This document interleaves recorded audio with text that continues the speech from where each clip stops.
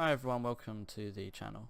Today we're going to be having a little look at the Type 75, the current Tier 5 premium for the Japanese ground forces. Currently the only one. Hopefully they will get another, as this one is rather unique. The Type 75 is a missile launcher system that fires 130mm surface-to-surface missiles, which are very, very potent actually. Now they don't have very much penetration, but they're designed as high explosive missiles. You're going to be doing your damage through pummeling enemy vehicles effectively. You're going to be taking a couple of missiles to take people out. It's not going to be necessarily a one shot, although it can be sometimes depending on the vehicle. But the way you're going to be using this tank is more to disable them with the first couple of missiles, take out their tracks, cannon barrel, mainly the exposed modules of a tank, and then repositioning or taking a slightly better aim to aim for weak points where you'll get that high explosive straight into the tank, and then it will normally finish it off very quickly. So this vehicle is very unique, which is why I picked it up. I do like unique vehicles, and I believe this is definitely one of the most unique in the game. I know there are other missile launcher vehicles in the game, but this one is actually very potent. It's very strong, and I've had some very interesting, very good games in it. I would say, however, on the other hand, you shouldn't get it and expect to carry all the time. You should be happy with just a kill or two in it, because it doesn't have any armor. If we look at the armor right here, even though it's red, it's only 20mm. The sides is even worse. So basically any round is going to go through this. Even small caliber fire from MGs and autocannons, things like that. Is definitely going to make absolute mincemeat of this. So this is not a frontline tank. You shouldn't be rushing in with your heavy tanks and your medium tanks. You should be bringing up the rear. Definitely when you first get it, you should be supporting, firing over the top of tanks, firing over the top of ridges, because you definitely can with this. When you get a little bit used to it, you can actually use its fairly high speed of 50 km an hour, which it can reach on the flat. You don't have to be going down a hill to get that. You can actually start to rush certain points, certain roads or high traffic areas early in the game and waiting for people there, as it does that very effectively. It's definitely best when people aren't expecting you, and most people aren't expecting a missile launcher, especially up in 7.0. Not one that's as powerful as this. So it can be used very effectively, and it can be very sneaky. Surprisingly, I don't know why, but I've had a few cases where people just don't really seem to notice me. I think it's the shape. People aren't expecting that kind of shaped vehicle. I will comment on some of the downsides of this vehicle. It has basically no depression. This is basically far down as you can aim, which means sometimes you may find you need to actually find little things to reverse up onto, so you can actually angle down to get a better shot. Other times you might find you just simply can't shoot down over ridges and things like that. So it actually works very well in urban environments where it tends to be very flat. You can use the 40 degrees either side of the hull to be able to angle around buildings and stuff like that. Like you can hide behind a building, reverse out, and actually shoot down roads.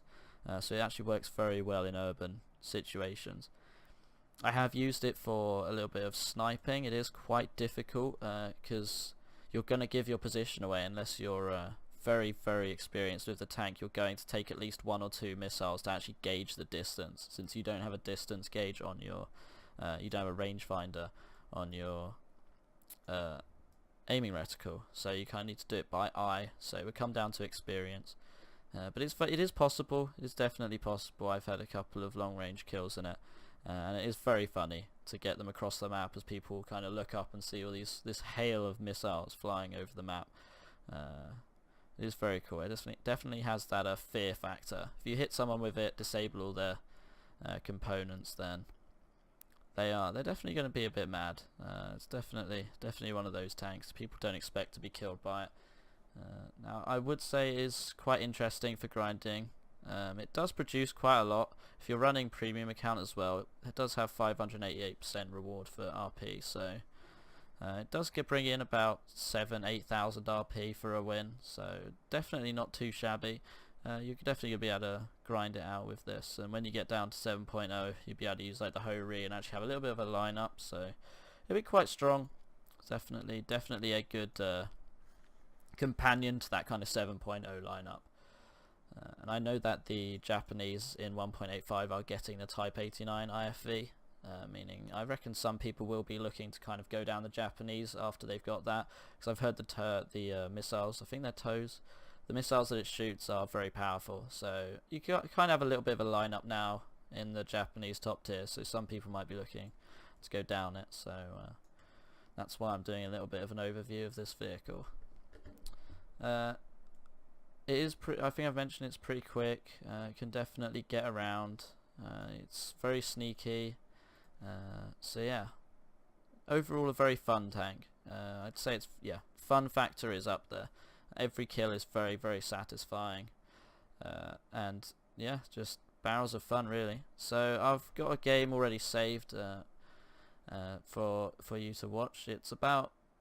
I've got about 8 kills in it, so it's very impressive.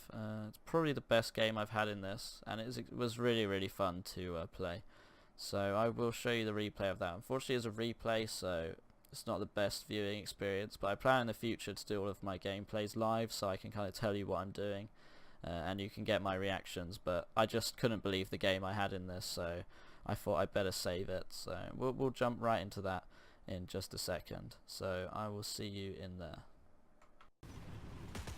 So here we are in the Type 75, and you're going to be seeing at the beginning of the game the speed that it can kind of get up to. It does take a little bit to actually get up to it. The acceleration isn't superb, but as you can see, we're already up to that 50 km/h max speed, and racing ahead of the rest of our team towards the first cap point. Now, this map does have this urban element, and also has the field, like the open element around the sides.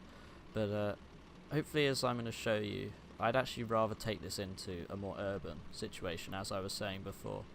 It does surprisingly well. It can hold down little areas, as you'll see in a second after we've captured this first point. I don't want to say it's a camping tank, but it definitely does do well from kind of waiting. Now this is a realistic game, but in the replay system the artillery does look a bit unusual, like it's an arcade game. So I'm already kind of looking down these roads, waiting for any of people that are kind of rushing through from B, potentially trying to catch people going through to C. But kind of just waiting for the rest of our team.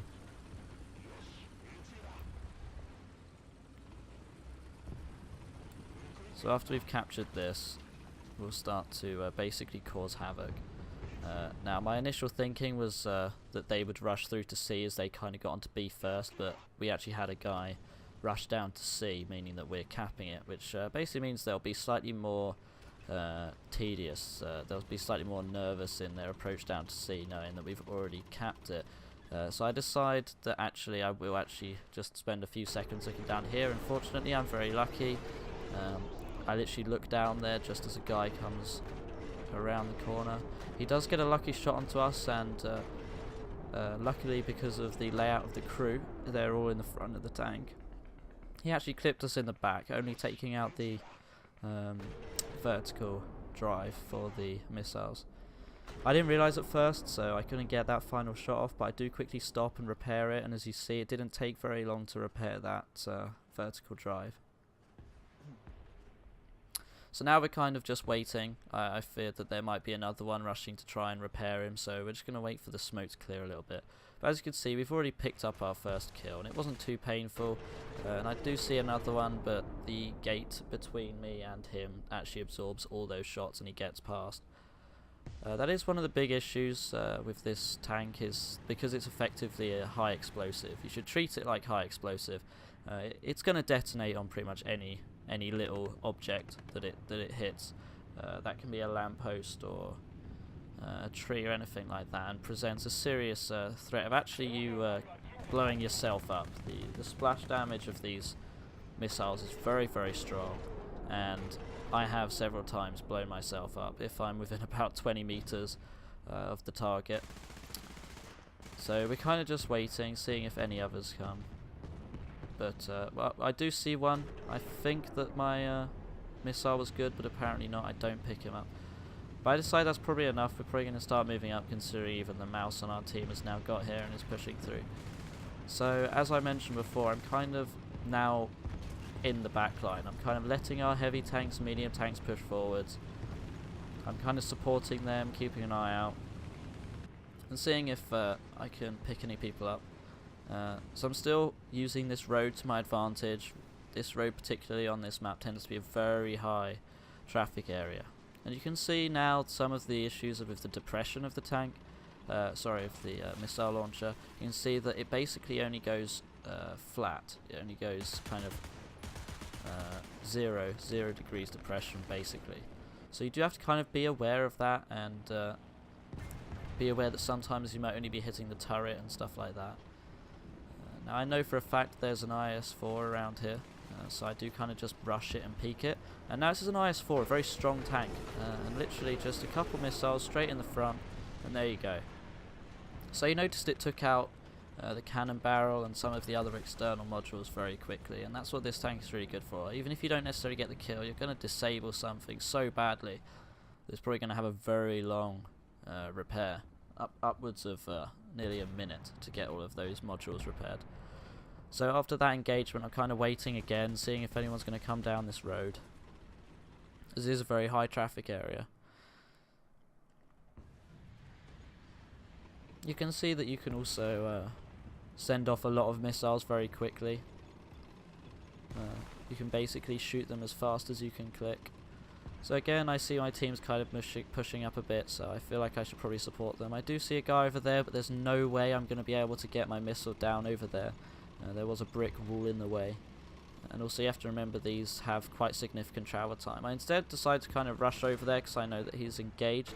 And as you can see, side shots into a T-54, straight into the side of the turret. And I was lucky enough to get that kill actually. You did see that I was having some issues with the gun depression as he was slightly down a hill. You can make use of the fact that you're shooting missiles, however, to get some kind of depression. If you're like a certain distance away from the vehicle, you can actually let the shell kind of drop. Sorry, the missile drop. And as you can see here, like that's what I was saying about sniping. Is it's quite difficult unless you're quite experienced. Because that wasn't that far away, and yet I still had to use several missiles to kind of gain a range. We're very lucky to pick up a Lorraine there. I don't know why he didn't shoot me, to be honest, unless he was reloading his clip. But again, you get to see how devastating this thing can be, being able to launch off several missiles very quickly. If the first one doesn't kill, the others will. Then we managed to find another one. I'm not quite sure what he was doing, but one missile to the back of the turret should do it. And then we do see another. And I'm actually out of missiles now. We hit that guy a little bit. You saw we did damage to the track and the gun, like I was saying. It's very good at taking out those external modules. Now we're actually going to have to run into this cat with this mouse. Kind of hope that guy doesn't come around the corner. We have to get a few missiles back. Luckily the missile reload isn't too long. We're actually still capping the point now, which is why I'm not reloading them yet. I feel like the mouse is probably our biggest friend right now. Now you can see some of the 40 degrees, which is pretty good actually. It's not too bad. Makes a nice peeking around buildings, that sort of thing. So I've already got 2 missiles back, and I feel like I could probably get some side shots onto that guy. So I'm kind of hoping that these 2 missiles will do enough. So he's still here, he's still chilling. So 1, 2, and we are very lucky that the second one does enough damage to go through the side of his tank right there and picks out some ammunition for us. That was very lucky, the fact that only 2 missiles worked. So now we have to get some more. I do find that because you can fire off the missiles so fast, this does happen quite a lot. If you do pick up a kill or 2, then you can find yourself getting more ammunition quite a lot. Now I know it's been very quick, but we've actually already picked up 7 kills there. That's 7 tank kills. Very fast, quite easy actually. It wasn't too much effort to pick these guys off. And you can see that actually the speed does lend to it quite well.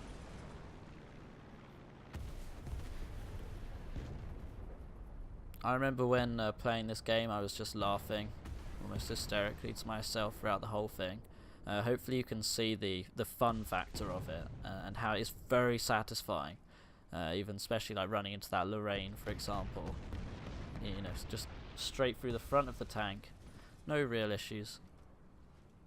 But obviously on the other hand, you didn't get to really see it in this game. In fact, you will see it in this game in a second. But it basically doesn't have any protection. I was getting very lucky throughout this game. Now you could say it was because I was quite aggressive, and some people didn't really notice me, and other people didn't really expect me. I almost feel like that Lorraine actually saw me and wondered what I was before he took those shots. So here again you can see the depression. I'm actually aiming a little bit down, and here's the weakness. They eventually get smart, they realise what's going on, and yeah, that just shows. Literally just some MGs straight through the top of the tank, and that's basically it for me. So, well, that doesn't actually happen all too often. A lot of, everyone's kind of vulnerable to aircraft in one way or another. You should be you could expect to experience that kind of damage from other vehicles on the ground with MGs and stuff like that. Sometimes when you disable a tank, they turn around and start shooting MGs at you, and you kind of panic a little bit because you know that can actually take you out. So you just have to kind of be aware. I don't think it's too much of an issue if you're aware of it, because you can easily put a round into the side of a tank, take out its tracks, and then put one into the turret to try and take out that commander or that gunner, whoever's taking control of those MGs. Now, I would actually say that having Japanese aviation, having Japanese aircraft is a really nice compliment. It's one of the reasons why I'm enjoying it so much, is if I die in the Type 75, I can actually jump into an R2Y2, which is also 7.0, and I can continue backing up the team. I know people don't like it when you just bring one Tier 5 premium tank into the game and that's kind of it, but I like to think that I can bring these aircraft in as well and do some damage with them. I do enjoy the R2Y2 as a very potent bomb. It might only be one, but then it's also a very potent fighter as well, so you can definitely take out those pesky fighters and fighter bombers on the enemy team that are trying to provide close air support, as I attempt to do now. We've basically won the game. We got 8 tank kills overall, 7 in the Type 75, which does show how powerful it can be. Hopefully this has been a good little insight for you into the Type 75.